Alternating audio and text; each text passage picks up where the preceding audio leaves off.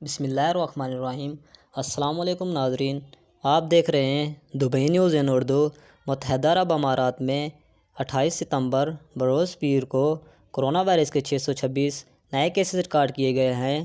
متحدہ عرب امارات کی وزارت صحت کی جانب سے جاری اعداد و شمار کے حوالے سے بتایا گیا ہے کہ متاثرین کی مجموعی تعداد 91,469 تک پہنچ گئی ہے اور پچھلے 24 گھنٹوں میں 918 افراد اس مرض کو شکست دینے میں کامیاب ہوئے۔